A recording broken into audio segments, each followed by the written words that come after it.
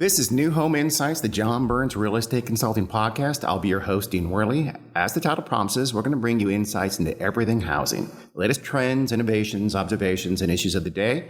We'll bring in colleagues here at John Burns and also some major industry players from all across the country. This podcast is going to be quick, fun, but also hopefully make you think. So see you here every couple of weeks. Now let's get to it.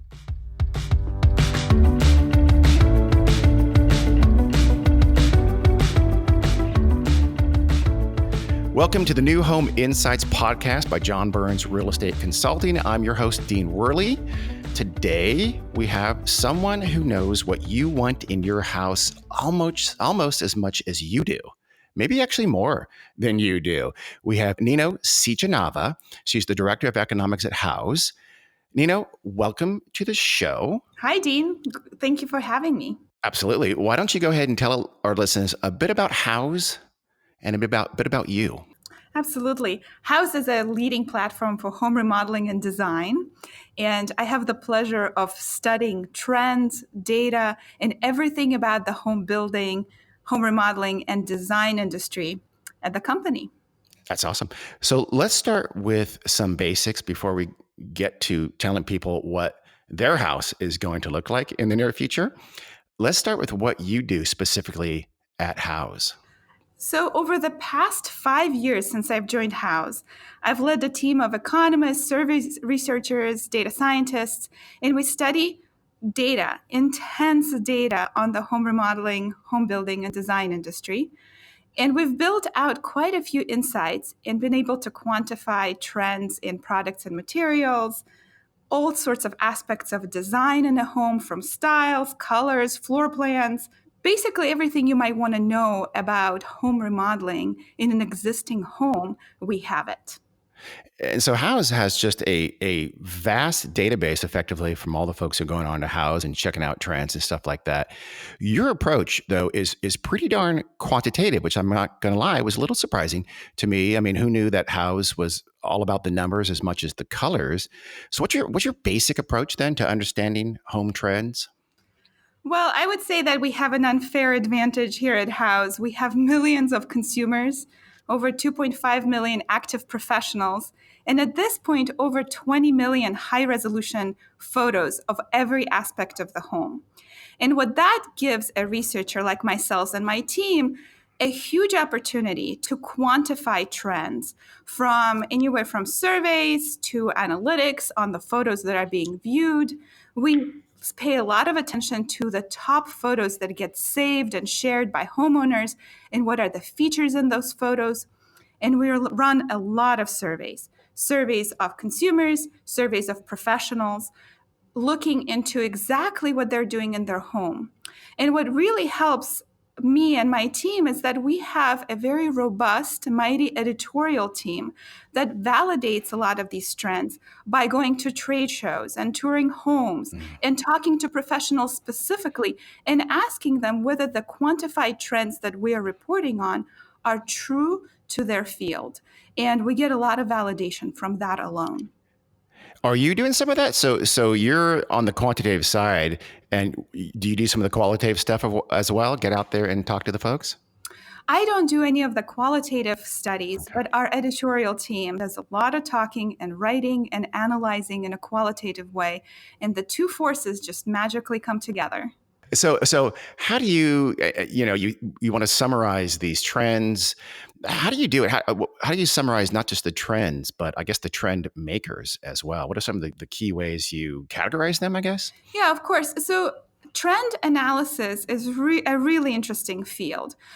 Our objective for the trend analysis is to first and foremost understand who are the category leaders.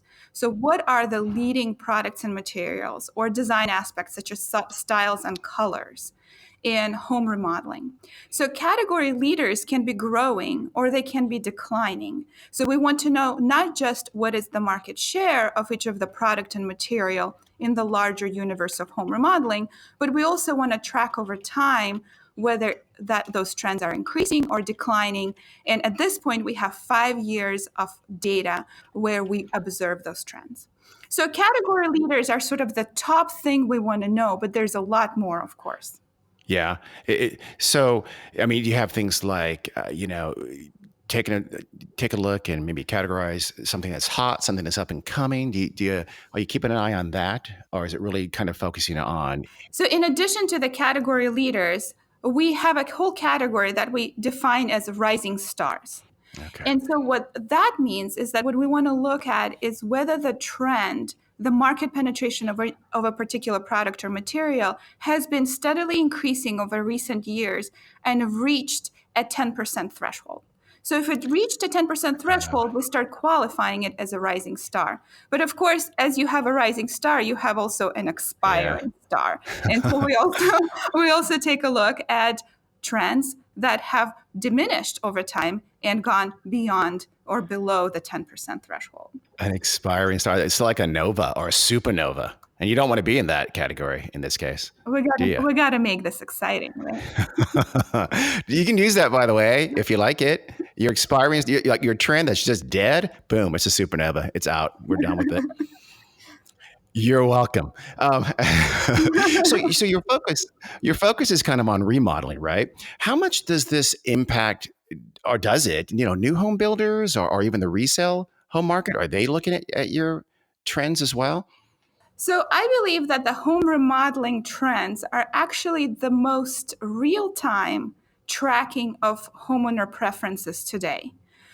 Just if you take a look at the existing homeowner pool versus those who are trying to buy a home or trying to build a home, the proportions are just not comparable, right?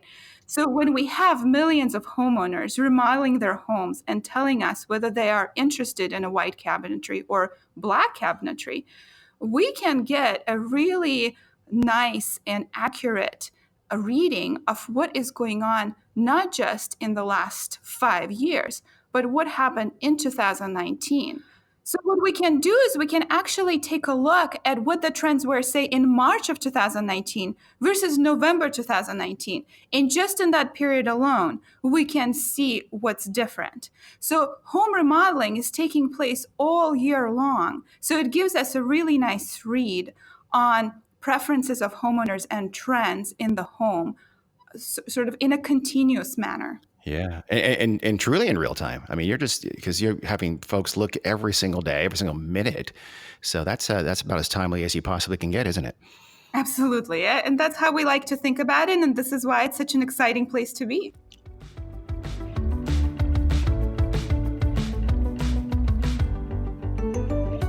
So let's get into the home now. Let's start with kitchens, the place that has really become the hub of most homes these days. What are the dominant kitchen styles these days? I'm glad you're asking about styles. Those are really fun to track, in part because they impact all aspects of the home, from layout to product and material finishes, colors, and so forth. So we track styles in particularly very well, I would say. And in the last 5 years, what we found is that if you look at, for example, kitchens, we find transitional and contemporary styles being the dominant sort of those category leaders that I described earlier in the kitchens. Now they have a third market share in remodeled kitchens, and that market share seems to be quite stable. What do you mean by transitional? Yeah, of course. So, what's nice about transitional and contemporary styles is that they don't really have a formula. A formula is similar to how you would think of when you think of mid century style. Specific aspects come to mind. With transitional and contemporary, those styles span multiple styles. They give flexibility to the homeowner to tap into different styles and sort of bring it all together in one eclectic fashion. And so, as a result, for example, you asked what is transitional. Transitional borrows elements from contemporary, what is trending today, but also brings in some of those elaborate details of a traditional style. It's a very forgiving style. Contemporary, on the other hand, may bring in a little bit of a traditional element, may borrow from mid-century, may borrow from Art Deco, may borrow from many other different styles, and brings it all together to make it the style of today. Okay. I like Art Deco. Is there a lot of art, like pure Art Deco, any these days? Just curious. Well, we see all types of hundreds and hundreds of styles that our teams classify on Houzz. And I have seen personally photos with Art Deco styles in kitchens alone. Huh. What are the up and comers in kitchens right now? The rising stars, I guess, right? Absolutely. So, one of the interesting phenomenon we've seen is that if you asked me this question at the beginning of 2019, I would say the rising star is farmhouse style. Farmhouse style is a very warm style. It brings a lot of rustic wooden elements, some of the shiplap elements that we've seen in a lot of our photos, typically hardwood floor combined with butcher block countertops against white cabinetry with a lot of warm elements in neutral tones for the most part. But by the end of 2019, today, I can tell you that farmhouse is no longer a rising star. It sort of started to fall off by mid 2019. So, in terms of at least home remodeling, I would not call farmhouse style a rising star. There is a surprise here, though. Where we are seeing some movement is in modern contemporary. So contemporary style, as I said, borrows from lots of different styles. But what's emerging today is a contemporary style that brings in elements of that mid 20th century, very crisp lines, very neutral tones, and a lot of balance in the kitchens. So modern contemporary, I would say today is the rising star, but who knows what's going to happen by the end of Yeah. 2020. Yeah, okay. By the end of this week, by the end of today, you'll go back to your desk and check. Oh, look, Art Deco is coming back. Let's go a little deeper into the kitchen before we move to other parts of the house. Let's talk maybe about cabinets, counters, flooring, appliances. Anything worthy of note there? So cabinets obviously are a really, really big portion of both the kitchen look and feel, but also of the budget. And one of the reasons why cabinets are so important in kitchens is we're finding that oftentimes up to 2/3 of the spend on the kitchen can go just towards kitchen cabinets. And Wow. part of that is because today's kitchen cabinets, the most trending cabinets, are custom or semi-custom cabinets. So not those Okay. cabinets that come right off the shelf potentially. Cabinets have a lot of features. There's a lot of built-in storage. They're just really fun category to talk about. So we could spend only an hour just talking about cabinets alone. I'm not going to do that. So I would say the top trends in cabinets today are we definitely have defined shaker as a category leader. Shaker style, door style is really not going anywhere. What's really interesting in cabinetry today is the prominence of the island in the kitchen. And the fact that the island is bringing in a lot of novelty in the kitchens of, I imagine, the next decade. About 1 in 10 islands that have cabinetry are of different style. They typically feature a flat door panel as opposed to a shaker door panel. They're also different colors. We're seeing a lot of fun colors coming into kitchens, especially when it comes to an island. About 2 in 5 islands come in a different color from white or gray, which are dominant in the rest of the kitchen. So literally, folks are they have a different color scheme or even style of cabinetry on their island from the cabinets in the rest of the kitchen? Yes, there's actually a Oh. lot of interesting movement right now with island in general, but in terms of color, I would say the islands today are starting to look very different from islands of a decade ago. And the Okay. colors that are emerging that we're seeing are a lot of moody colors from Europe.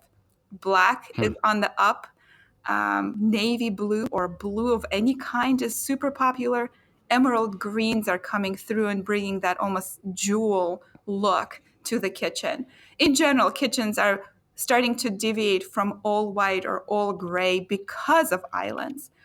So it's actually a really fun visual to go through when we scroll through photos on Houzz. Yeah, we need to appreciate islands even more so. How about flooring, appliances? Anything there that's worthy? That's interesting to you? Yeah, actually, it's funny you mentioned appliances because one of the big emerging trends we've seen in at least this year, based on our attendance of the trade shows, is that color is starting to pop in appliances as well. And so I would think that in the next 5 years, we're going to see a prominent selection of very colorful features in kitchens, from appliances to islands to even hardware and lighting. So all in all, I think color is in throughout all features of the kitchen. But in terms of flooring and countertops, I believe you mentioned, there is also a ton of movement. Again, it's sort of surprising to me. I started working on this 5 years ago. I really did not expect to see as much dynamics in trends in kitchens and bathrooms.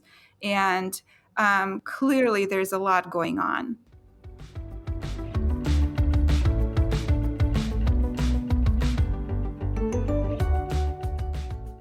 So speaking of bathrooms, let's talk about bathrooms. Also a very important part of the home for very different reasons than kitchens. But what's happening with bathrooms these days? Yeah, so when we look at bathrooms, we tend to look at master bathrooms because I believe that's the most representative room when it comes to the emerging styles, trends, products, and materials. And then it kind of spills over to the rest of the bathrooms from there.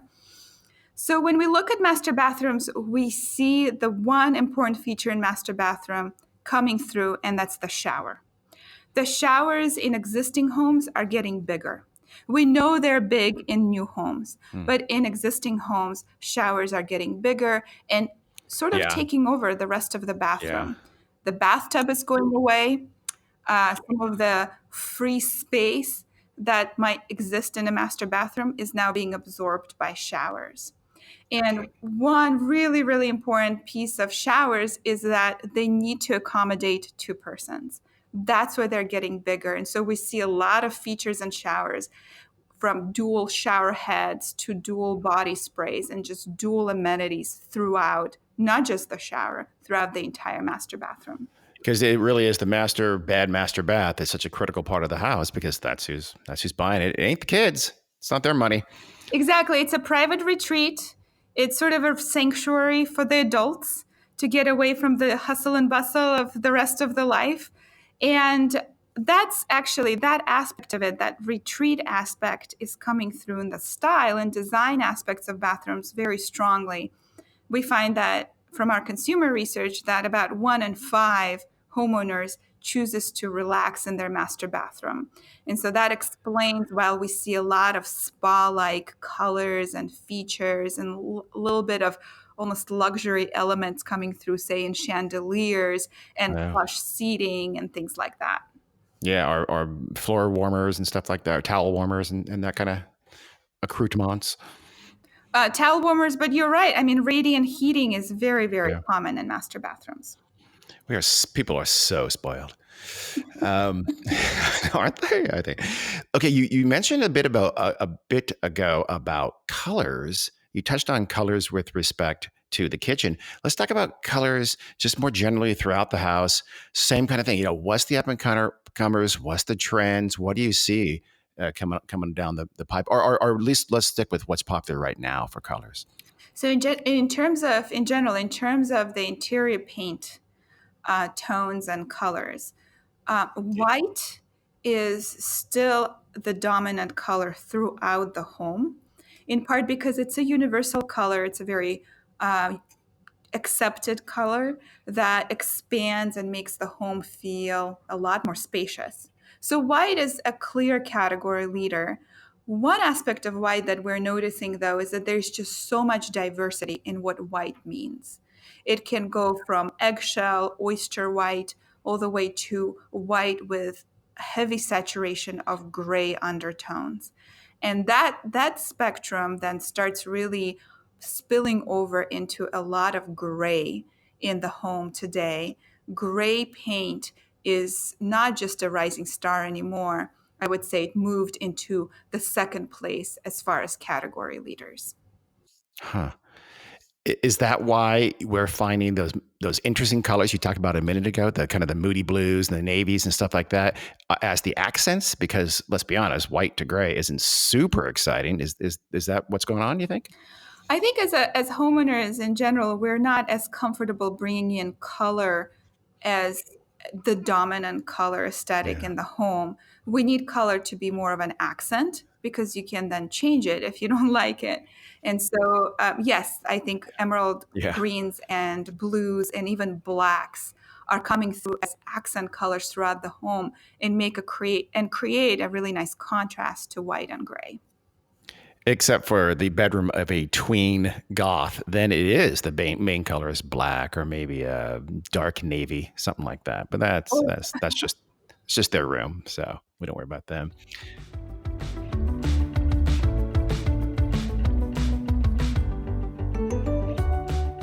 Okay, how about are you guys working with a home accessibility? I mean, is that something that you're tracking and looking at? Accessibility is a huge theme in home remodeling, of course, because of our aging homeowner population. Um, so, yeah, we try to track accessibility. The interesting part about accessibility is that it doesn't come through as strongly as you might expect in photos and our discussions and surveys with homeowners. Accessibility Hmm. is sort of a topic that homeowners don't want to potentially admit to. It does have some stigma, especially words in terms like aging in place.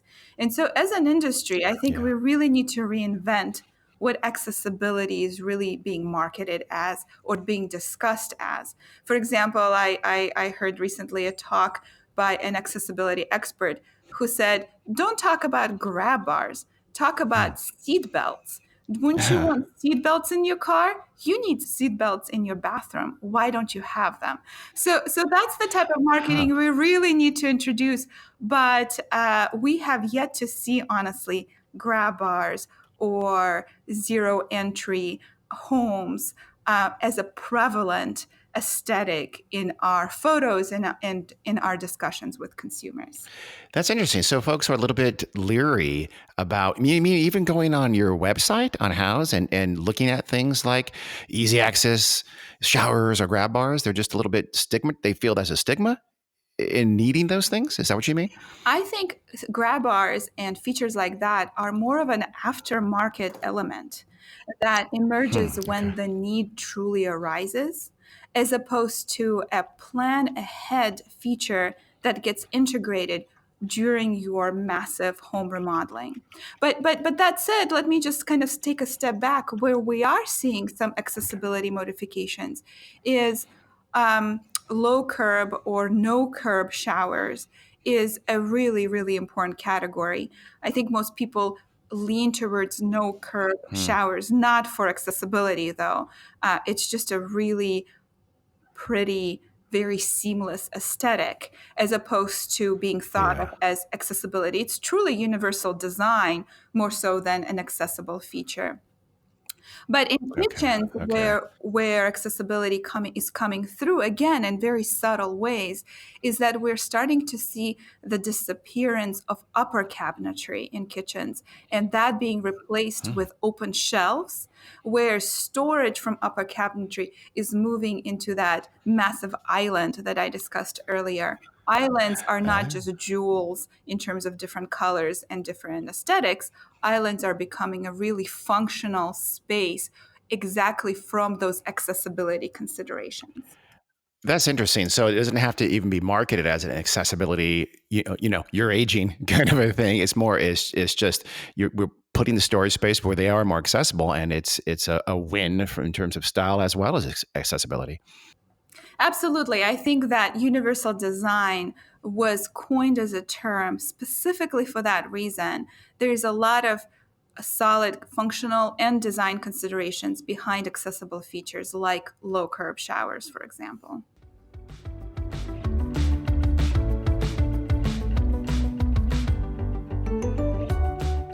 Now we've done some smart home stuff on this show, some tech. We've had that on once or twice.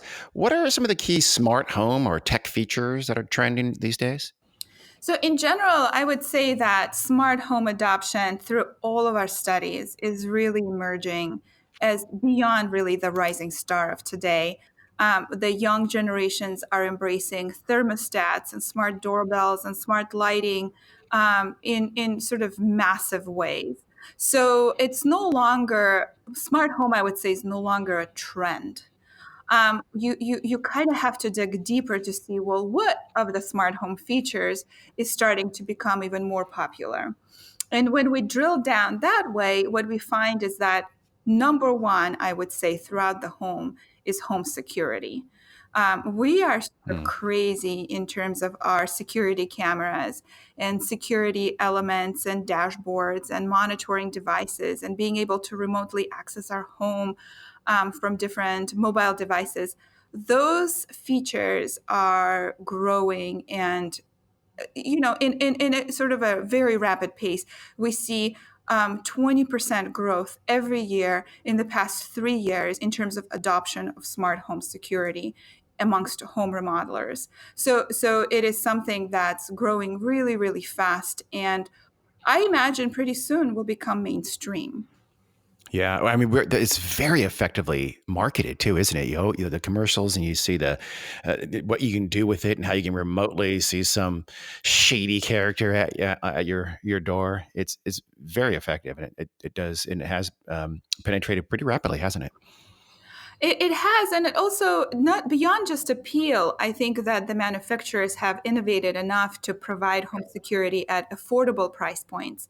And it's an easy to install device. A lot of the installation of home security does not require a professional remodeler to come in. A homeowner can really do it themselves. Yeah, and you have all those YouTube videos you see, like this homeowner caught someone doing what with their ring, things like that. Yeah, there's a nice little clickbait. Um, Those are let's. definitely stories Uh, we see on House as well. I know you see a lot of those, and I mean those are great ads. I mean, Ring is probably putting some of those videos on YouTube themselves. It's because they're fabulous advertising. Um, let's let you end with your crystal ball. How do you see? You can start with tech. You can start with any of these fields that we've covered here. What do you see happening over the next 5 or 10 years that you think will take hold? Well, there's sort of a larger demographic trend that's taking place in the nation with aging of the homeowner population and wealth concentrated in the hands of older population.